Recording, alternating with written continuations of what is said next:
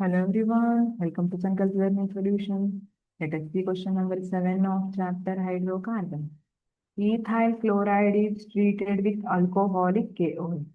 The product is tested with bromine in CCl4 and decolorization is observed.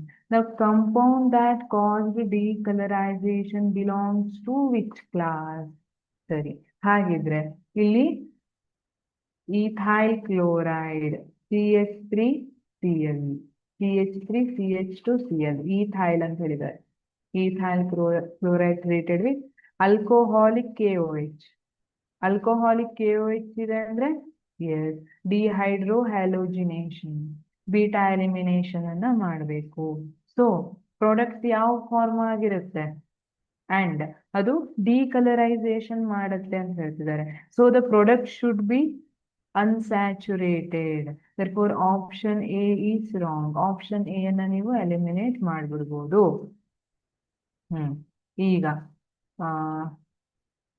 Again ನಾವು last question ಅಲ್ಲಿ ನೋಡ್ಕೊ ಬಂದ್ವಿ beta elimination ಅಥವಾ dehydrohalogenation. We have to remove one halogen and one hydrogen ಅಲ್ವಾ.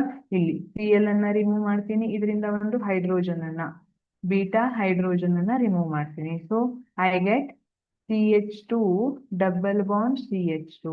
This is ethene. Since ethene is unsaturated hydrocarbon which is having multiple bond or double bond. Double bond ಇದೆ ಅಲ್ವಾ.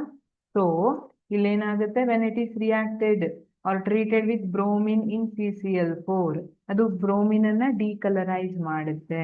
Bromine ಒಂಥರ brown colour ಅಲ್ಲಿ ಇರುವಂತದ್ದು ಡಿಕಲರೈಸ್ ಆಗುತ್ತೆ. ಯಾಕೆಂದ್ರೆ ಇಲ್ಲಿ ಬಂದು ಎರಡು ಕಡೆ ಇಲ್ಲೊಂದು BR ಇಲ್ಲೊಂದು BR ಅಟ್ಯಾಚ್ ಆಗುತ್ತೆ, ಕಲರ್ ಹೋಗುತ್ತೆ.